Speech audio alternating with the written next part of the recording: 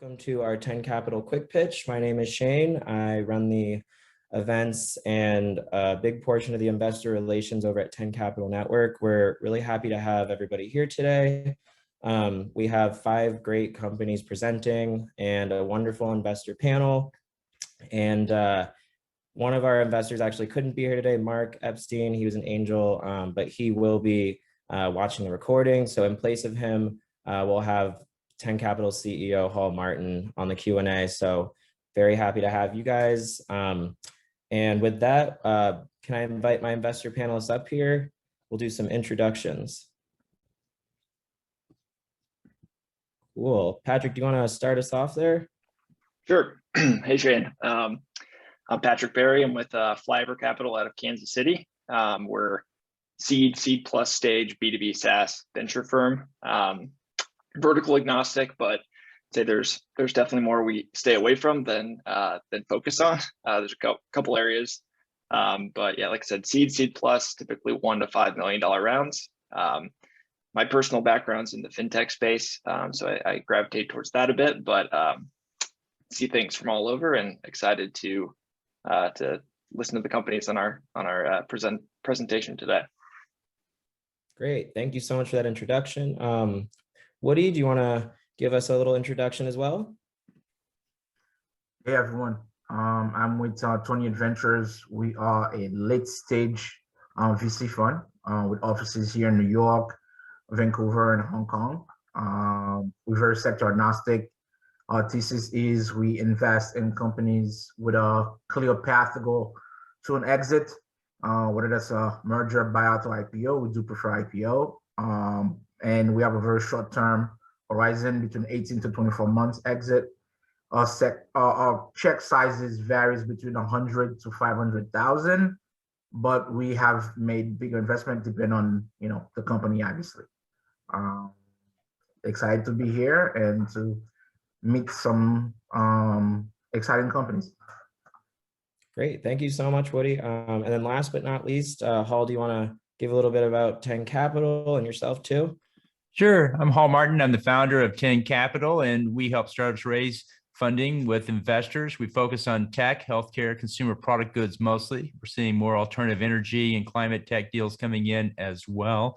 And blockchain's coming up very strong also. We work with companies that have revenue going forward, except for the FDA, seed, Series A, Series B mostly. And got some great companies here today to share with you guys, and looking forward to your feedback on them. Shane? Great. So just throughout this session, for anybody in the audience, I'm going to put my email down here. Anybody who is interested in any of these companies can reach out to me as well. It's not just about our panelists. We also like to involve the audience. So putting my email in the chat. And for anybody who might be watching this recording afterward, that email is Shane Pinak, PINAK @10capital.group. Feel free to reach out to me if you're interested in any of these great companies that you will be seeing. And with that, let's just get right into it. Our first company is Domain U. I'm going to bring up John Hardigan. Hey, everybody. Nice to meet you. John Hardigan. I'm the CEO of Domain U, experiential training platform. And I'll go ahead and get right into it and share my slides. Yeah, once you share the slides, I'll go ahead and start your time. It'll be 5 minutes with a 3-minute Q&A as mentioned. All right. Can you see it, Shane, okay? Yeah, it looks great. All right, great. Let me move in this black box over here, though, so you guys don't see that. All right. It's great to be here. We are in a very exciting space. Experiential training is the new horizon for the future of work and the hybrid workforce. Market forces have shifted the entire global labor force into new realms, and we have found ourselves right in the crosshairs of that. A few years ago, we were working on a software project that was not in the learning space, and we came upon a big problem. We had to train a lot of people very quickly all around the globe on this software that we had developed, and there wasn't really a good way to do that. So many of us have experienced this problem where we're trying to learn a new software application, or we're trying to learn a new workflow or a process or device interface, and we can't get it to do what we need it to do. So we go to Google or YouTube and we try to look for tutorials, and we go back and forth and try to get it to work, and it just doesn't work. And that usually results in hours of wasted time, lost productivity, and frustration. And the same thing is playing out around the world every single day in companies with their own internal systems and external systems. So the solution to that problem is what we built, called Domain U. Domain U is an interactive, experiential training platform. It allows you to actually work in the software application, the native application, while you're doing the training. So if you look at this image right here, she's actually going through the steps that you need to take for this particular software program. And this gentleman is actually taking those steps in the software application inside of the Domain U platform.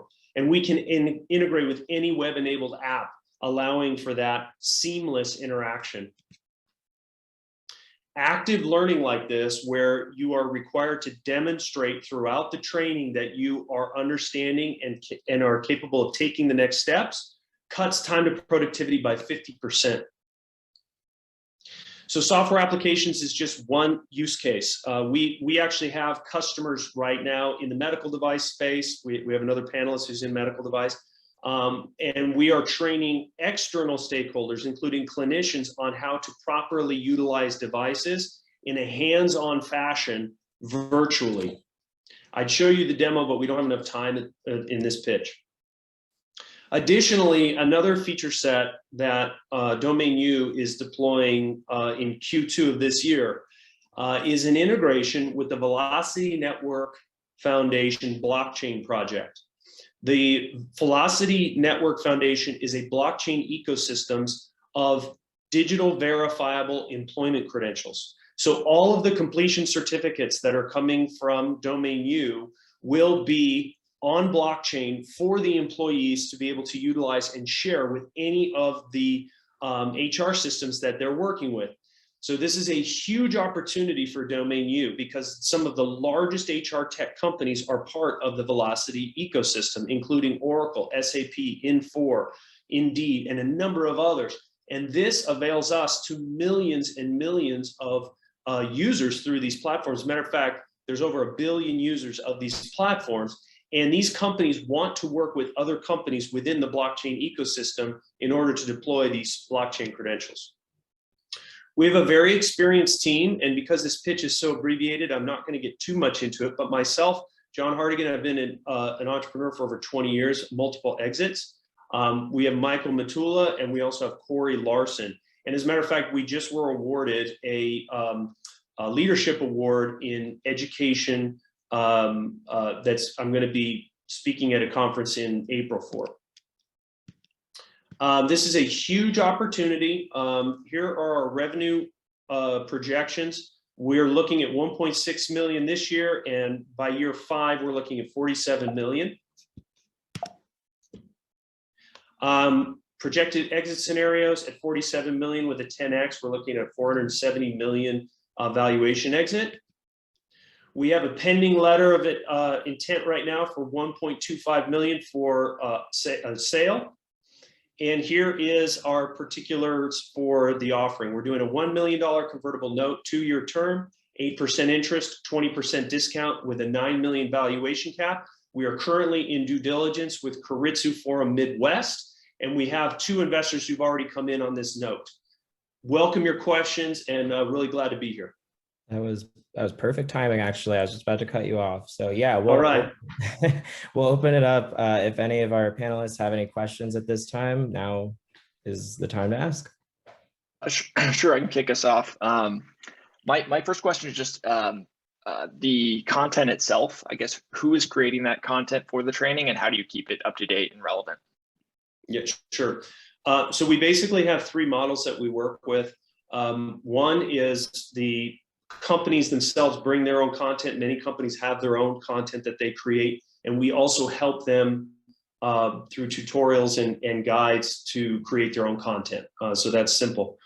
Two, we license content from other professionals, like specifically on specific software training, sexual harassment. We work with one of the preeminent content companies for corporate training on the HR side, including safety, sensitivity training, et cetera. So we can license that content. And then we do have a custom content offering. We work with a number of production companies and learning content producers to be able to provide custom solutions for those enterprise clients that need it. And we have a number of clients that do utilize that service. And then we roll that into the SaaS contract. So we end up actually owning that content and being able to reuse it. And we template it so we can customize it by just dropping in a logo here or there in order to make it specific for that company. And to keep it up to date, we have numerous ways of doing that. We shoot very short episodes. So if we can pull and take in and out modules very simply.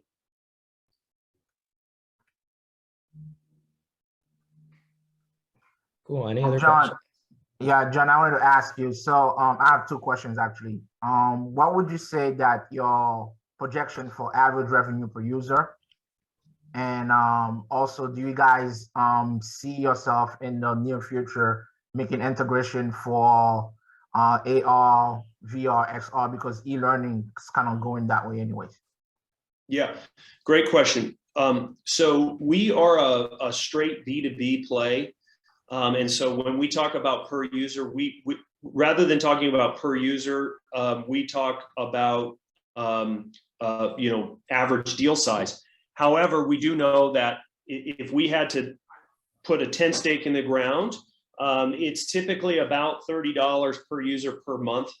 So $360 a year for a full license, okay, per user. Our average deal size right now is somewhere between about 60,000 to 150,000. I know that's a pretty big range, but the issue is that we have a few clients that are doing $60,000 engagements as proof of concept, and then we have multi-million-dollar contracts that are on the table. So we're still figuring out what our average deal size is, and we're finding that there's a lot of money in the training space.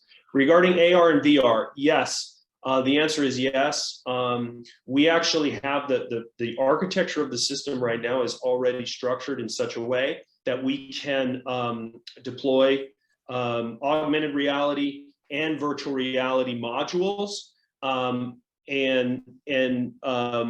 But we do not use the goggles section of the VR, but we have it architected if we wanted to go in that direction. Great.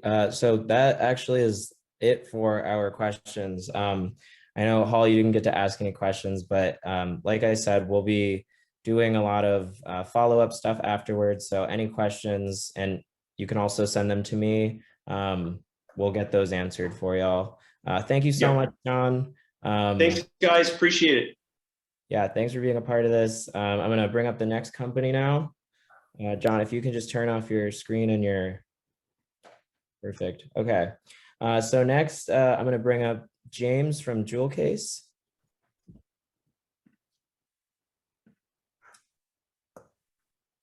You should be able to see my screen and hear me now. Now I can, all of those things. Yes, I can see. Perfect. All right. So whenever you're ready, just go ahead and start and I'll get your time going. Ooh, and we're in presentation mode. One sec. I got to fix this screen share. You're good.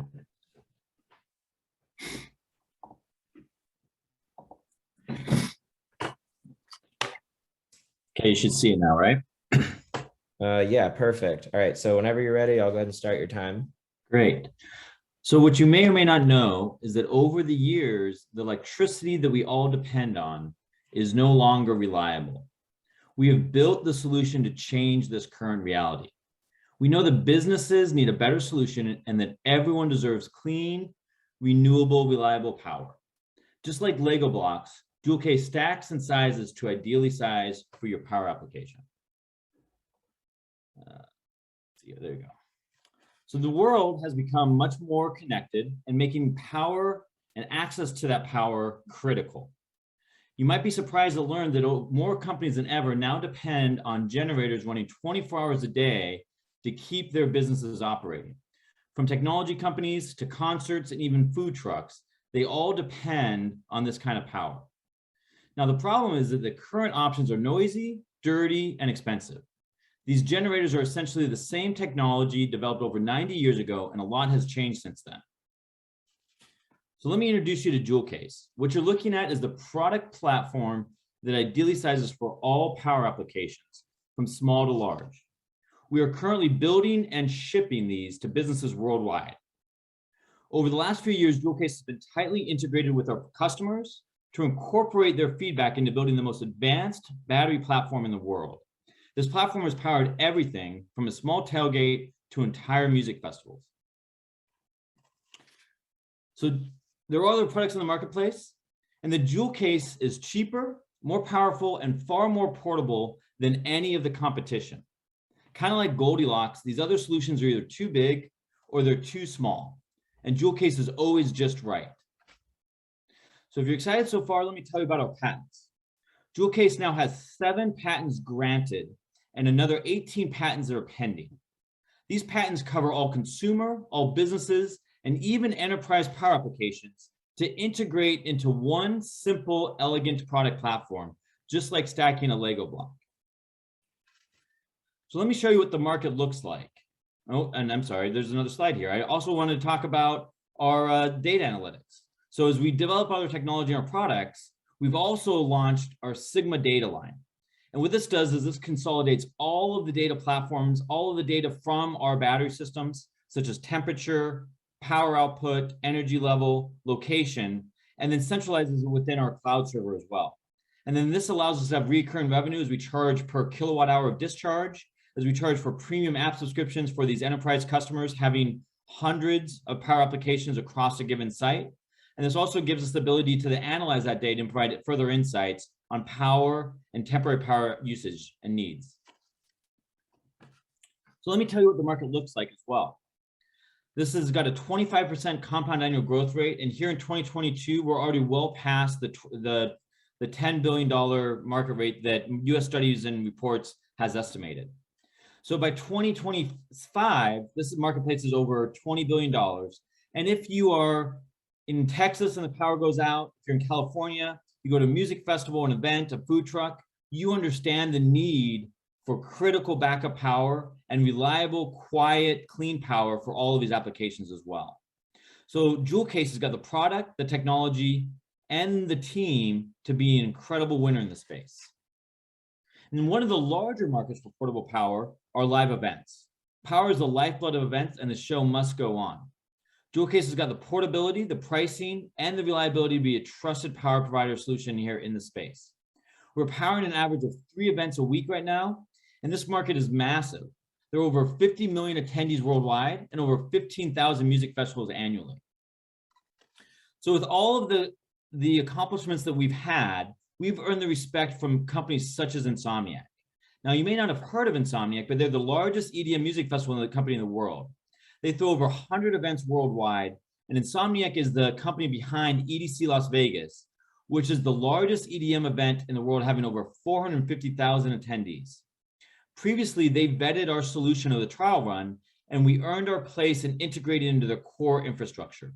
And during their last event in October, Jewel Case further proved that we're the decision by providing uninterrupted power at EDC Las Vegas without a single issue. There's not one. So then in integrating with these other partners, we then use event companies such as Court. Court is a Berkshire Hathaway event rental company with distribution centers across the United States, and having a rental agreement that provides the equipment for them to use for all of their events, but then sharing that revenue as they rent out Jewel Case means that we have recurring revenue as they continue to use Jewel Case, and then we support them on the back end as well. Great, James, that's gonna end your 5 minutes there actually. So with that, let's just move into questions. I'm sure y'all have some questions about the deal. So whoever wants to start us off, go for it. I'll kick off, guys. Go ahead, James, tell us more about you're raising $4 million and what exactly is the use of funds there? So we're raising $4 million to help scale our equipment and our manufacturing. And we have about 1.5 million in the books right now. You can see on our WeFunder page that there's $900,000 funded there. And then there's a parallel Reg D, which has another 600,000 as well. Great, thanks.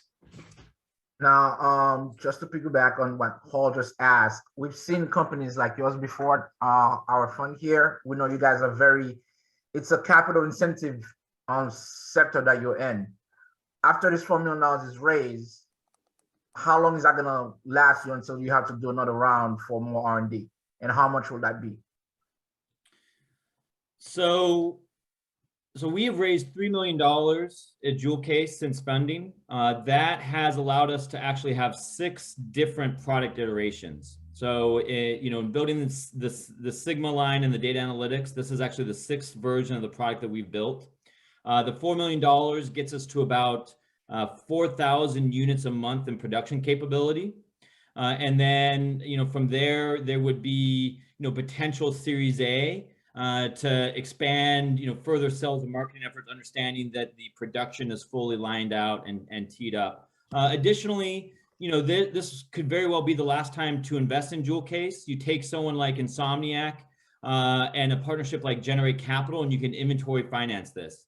And so those conversations in that binding contract with Insomniac means that there'd be no more equity to sell, and we can just leverage Generate Capital and a clean tech play that they are constantly looking for projects that way.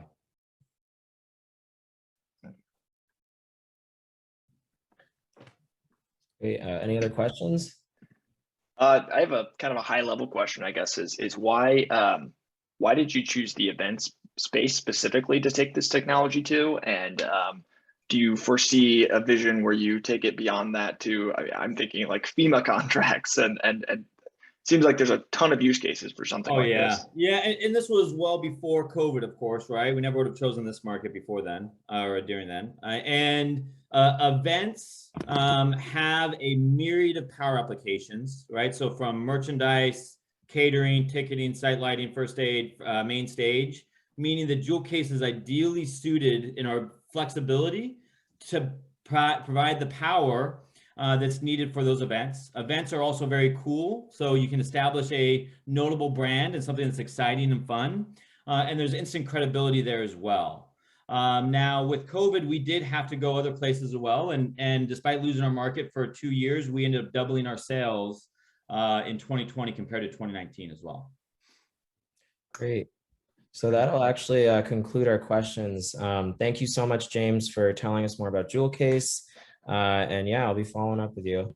All right. So, and yeah, if you could just mute and turn off your screen, that'd be great. Thank you. All right. So next I want to bring up David from Sonovex. Oh, he's already up here. Perfect. Hey, everybody. Shane Hall, thanks so much for the opportunity. My name is David Nero. I'm the CEO of Sonovex, and I have a background in biomedical engineering and healthcare strategy consulting. So Sonovex is a clinical stage medical device company spun out from Johns Hopkins, founded by myself, a professor and surgeon.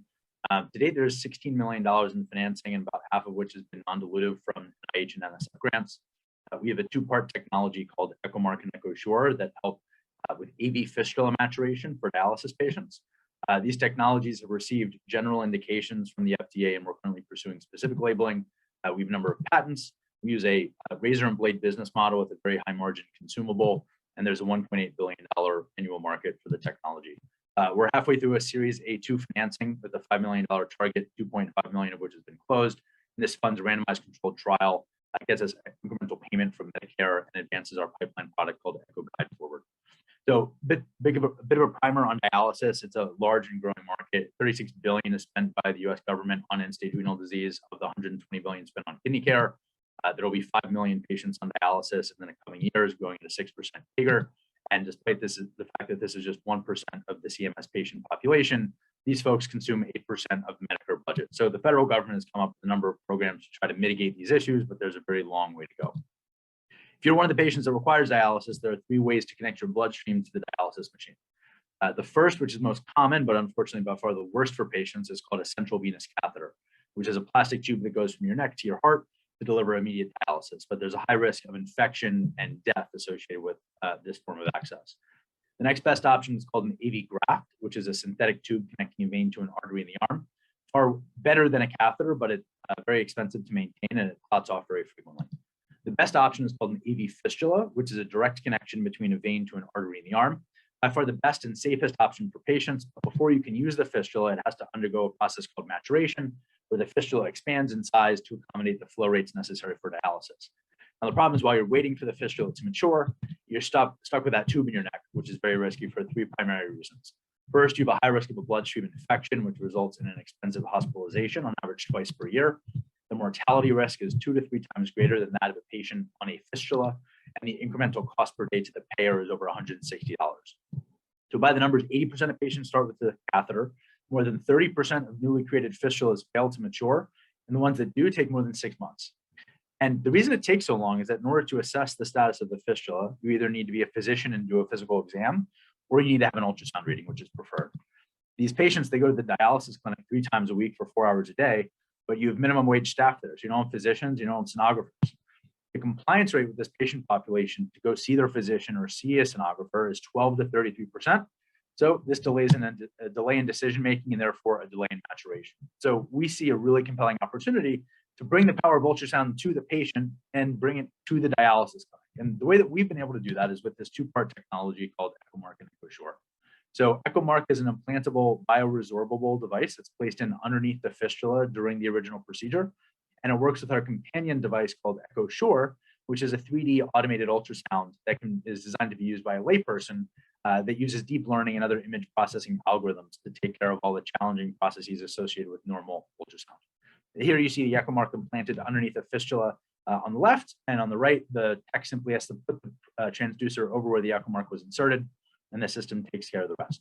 So now you compare these results to existing established ultrasound criteria to determine whether you should use the fistula, refer for intervention, or replace the fistula. We just had a very large study published last week in a prominent journal that demonstrated that EchoSure measurements were as or more accurate than standard ultrasound used by trained sonographers. And we're starting a randomized controlled trial to show the health, economic outcomes and clinical outcomes associated with our technology in a 300-patient study. The business model is to focus on the Echomark device, which drives the top line revenue with really attractive margins. And we've got a phenomenal team, including Alex Yevslin, Chief Medical Officer out of University of Michigan, was the Vice Chair of the National Kidney Foundation KDOQI Guidelines for Vascular Access, and John Rapp, been in sales and marketing for medical devices his whole career. His last business sold to Medtronic in the dialysis world as well, and joined us after that transition. And I also have a phenomenal board. Bill Nyland's a 4-time successful medtech entrepreneur. Bob Hallenbeck was a president of one of Becton Dickinson's 6 business units, and world-class advisors supporting us as well. The M&A space in this market has been very attractive. The most recent deals have been between 225 million and 1.1 billion, ranging from clinical stage to early commercial stage businesses, which really presents attractive possible returns for current investors. So that's the story on Sonovex. We'd love to go into greater detail with folks that are interested. We're raising the Series A2 preferred financing, gets us level 1 clinical data. We'll be able to get incremental payment and reimbursement from Medicare and other payers, and we'll be able to move our pipeline product called Echo Guide to market as well. Yeah, that'll conclude your time. Perfect timing, I guess. Yeah, so let's move it to questions. Anybody have anything?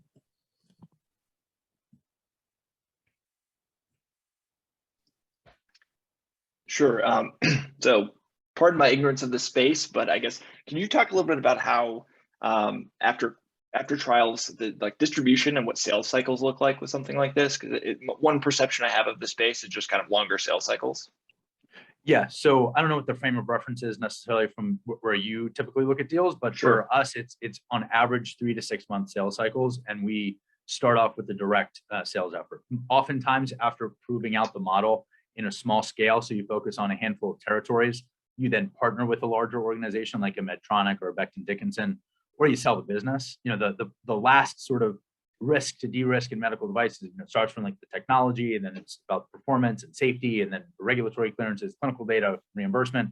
If you can show all of that, plus you have paying customers, the risk is sort of off the table, and then the big companies absorb you in some form or fashion. So it sounds like sales cycles kind of diminish as you progress and get more metrics. The sales cycle is never going to really be less than 2 months. Yeah. I think it's I mean, reasonable to those are expect- great sales cycles. Okay. For perspective, those are, I was expecting more like 9 months to a year at least. So yeah, that's impressive. Great. And David, what's your annual revenue so far or projection for the next 2 years? We anticipate that the first year, so we haven't commercialized yet. We are still, even though we have general indications from the FDA, we're focused on our clinical trial activities.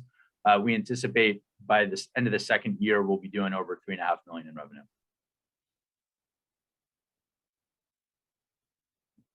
And what's the current valuation? It's a $30 million pre, but there's a 33% cashback incentive provided by the state of Maryland, which effectively juices the returns by 1.5 or a 33% discount, depending on how you want to work the math.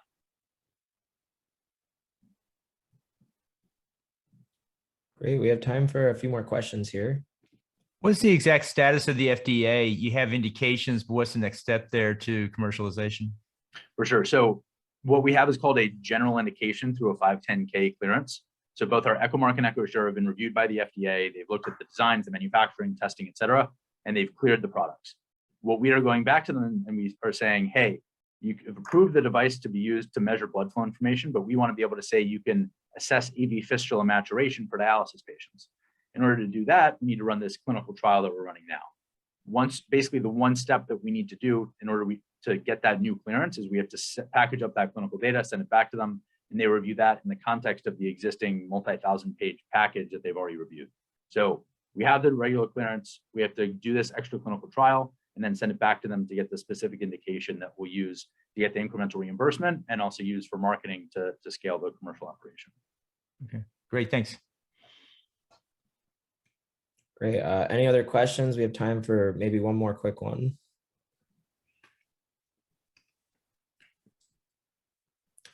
All right, great. Well, thank you so much, David. We'll be letting you know next steps and everything, but yeah, thank you so much for presenting. Thanks, everyone. Got to jump. I'll catch you later. Great. All right. Yeah, next we have Leif from Retrolux.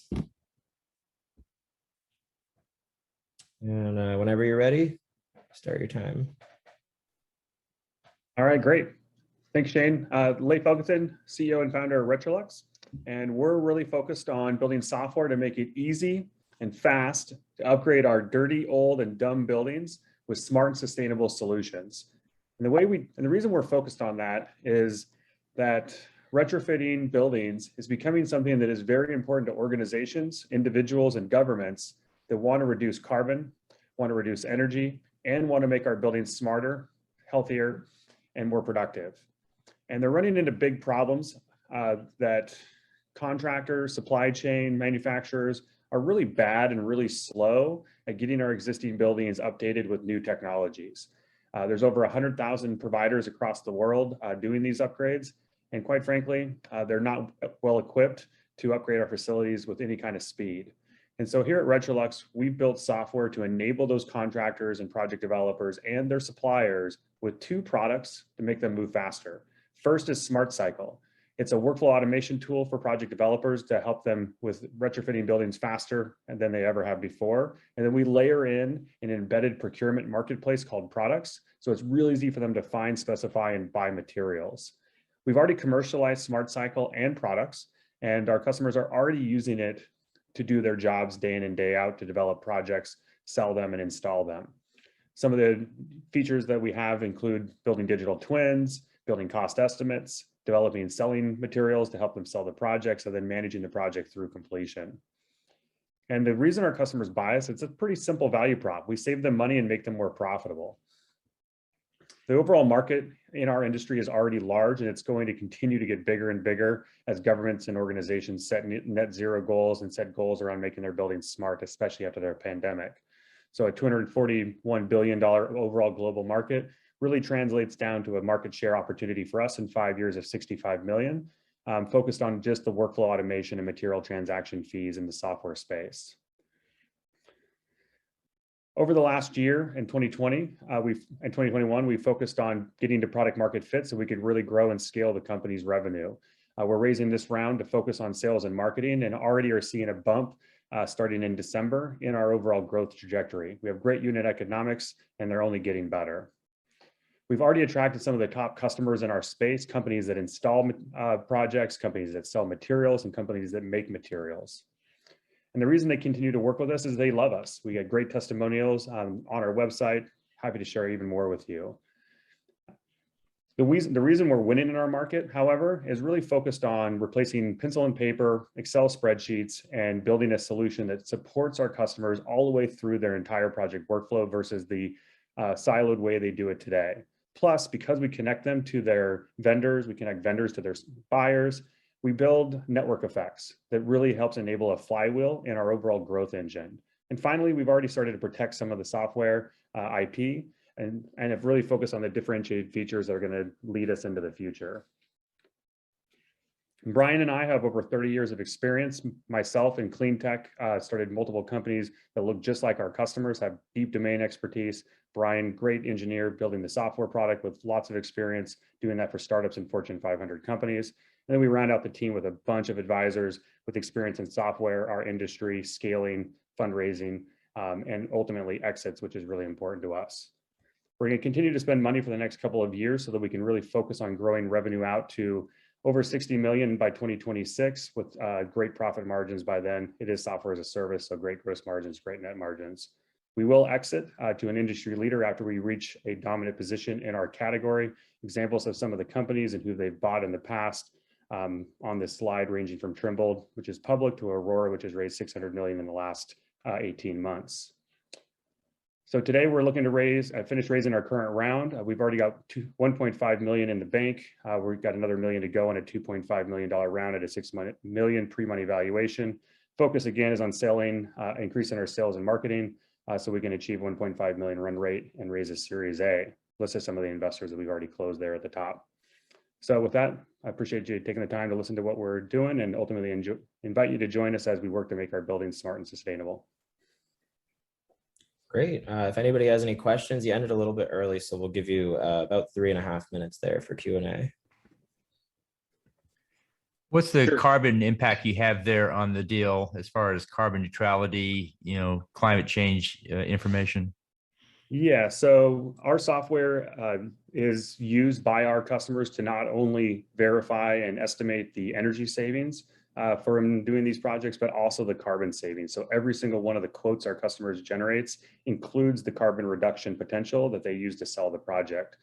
We've already had a substantial amount of carbon savings achieved through our customer base, and that's one of our driving passions and one of our KPIs is the amount of carbon reduction that we're having through the projects that are implemented using our platform.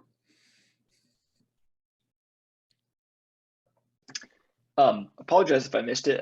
What is your current SaaS revenue and versus the marketplace revenue?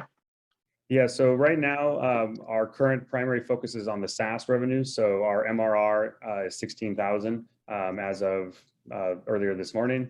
And the marketplace revenue is still very early. So we're achieving thousands of dollars in transaction fee revenue per month, low thousands, to high hundreds. So still very, very low, but it's also a part of the software that we are just starting to commercialize and just starting to sell.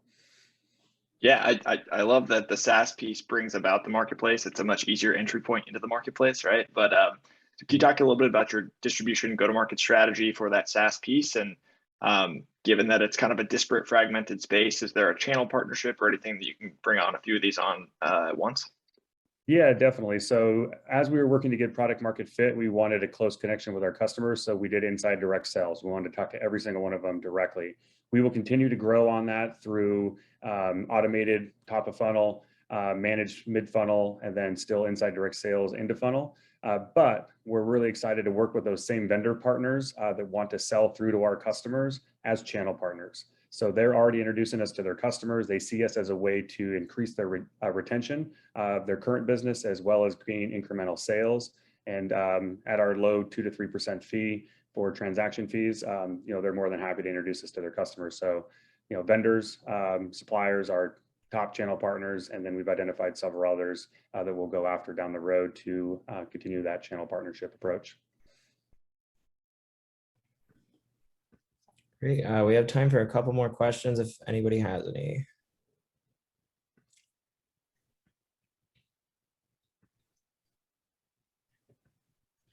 I know you mentioned a buyout as a possible exit. Is that the only exit that you guys will consider, or is there a possibility for an IPO exit? Yeah, so on the exit slide, we always list the M&A pathway because that's the majority of ways the companies exit. However, we have identified the white space in our industry that would allow for an IPO. On the new construction side, you have companies like Procore and Autodesk, which are huge and have gone public. On the services side, you have companies like ServiceMax that have also gone through the public routes. So right in the middle, you have project retrofits, updating buildings with new technology. Very different than services, very different than new construction. And we've identified that white space. And we think if we can own that for not just energy efficiency upgrades, but we can own it for all operating technology upgrades, things like fire security and IT, in addition to the energy and water categories that we're most focused on today, you've got a company that's big enough to exit via IPO. Great. And that's all we have time for, but thank you so much, Leif. Yeah, we'll let you know next steps. Sounds good. Thanks. All right. Last but not least, we have Colin from Pulmatect. And Colin, whenever you're ready, just let me know and I'll start your time. Well, good afternoon, everyone. And I thank the previous speakers for giving me time here. So my name is Colin Broome. I'm the CEO of Pulmatect. I came out of retirement probably a second time, having been, as a physician, I've developed many drugs over the years, big pharma, big biotech, and smaller companies. And what excited me about Pulmatect's technology is the ability to protect against respiratory infections. And hey, boy, we've all become experts on respiratory infections now.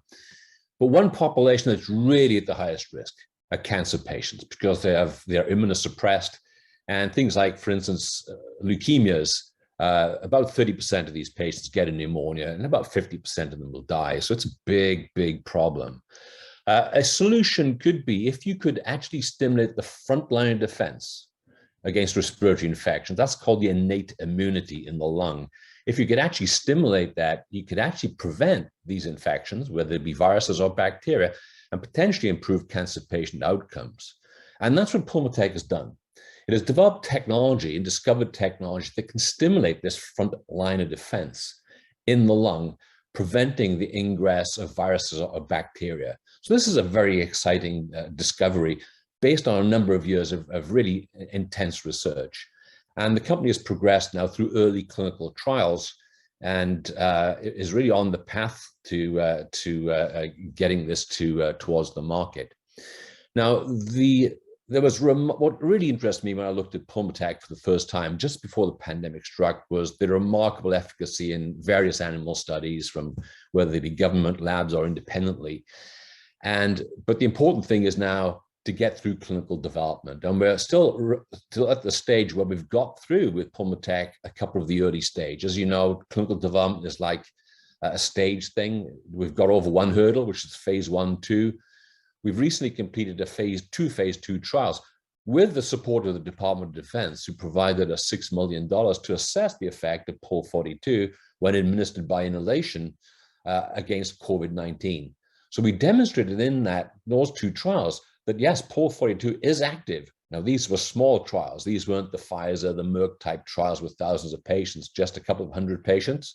But nevertheless, has now demonstrated essentially proof of concept that Pol 42, when given by inhalation to these infected patients or patients at risk, actually can protect against infection.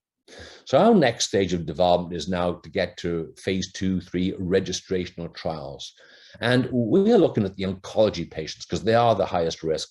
And we're planning 2 clinical trials, one to prevent pneumonia in myelosuppressed patients, in particular acute myeloid leukemia, one of the leukemias.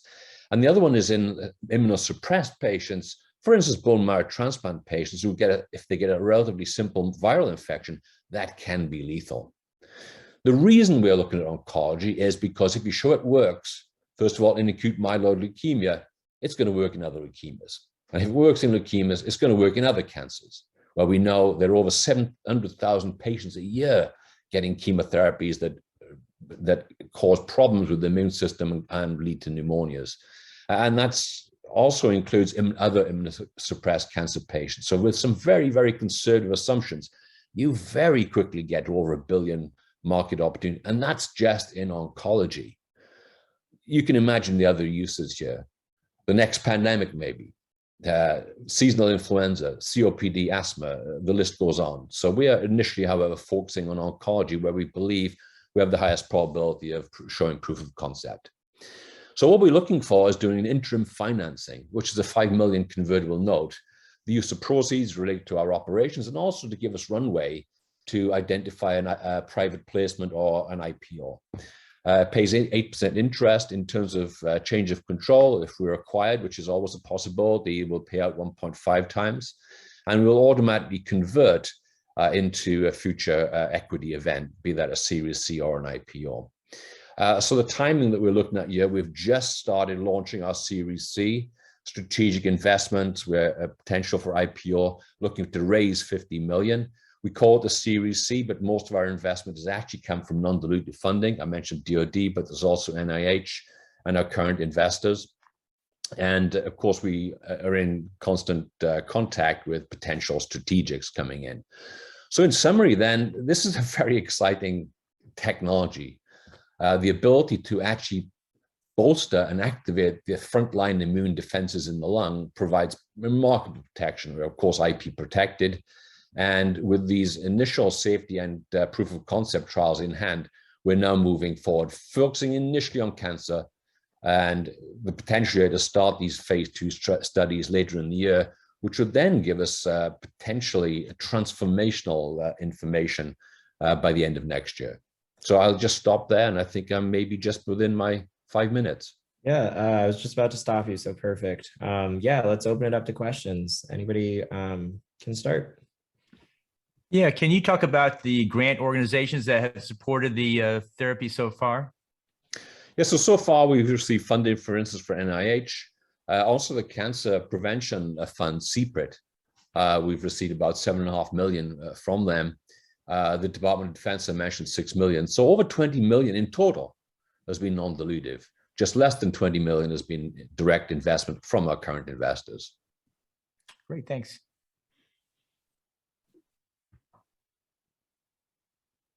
Sort of along that same thread, so this $5 billion is a bridge round to get to the C. Trials are going to be done during that time. What runway does this give you, and how long do those trials typically take? What's kind of the matchup there? Yeah, the runway with the 5 million takes us out to year end, but of course is not sufficient to fund those trials. The AML trial is 20 million, basically. The second trial is 12.5 million, and there's other work to be done. So that's why we're looking for up to 50 million in funding. There's always possibility to do other things. You know, we talked about COVID, we still have discussions ongoing, but that'll be totally outside of the funding that we're looking for. But the 50 million funding does give us runway the other side of data readout from both trials. And forgive me if I missed that, but what's the current valuation that you're doing this raise at? The last time we did a raise with our current investors, the valuation was about 50 million. That was before we had data from our Department of Defense funded clinical trials. So we see it north of that at the moment. But of course, that's a big question what it is as we enter the looking for Series C. Higher than 50 million, I would expect. And sorry, when do you plan to go out for the C again? We're just starting now. So we're actually reaching out. We have a data room in place. Of course, we've just completed those phase 2 trials in SARS-CoV-2 with the support of the Department of Defense. Those reports now are fully written up, sitting in the data room. So we have those discussions ongoing.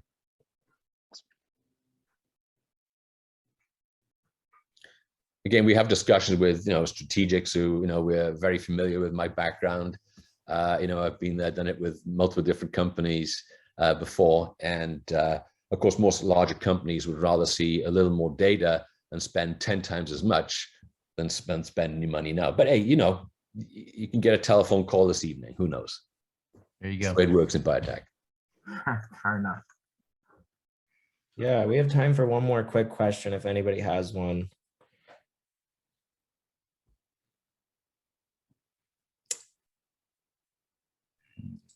All right, well, with that, we'll close it out. Thank you so much, Colin, for presenting. Thank you.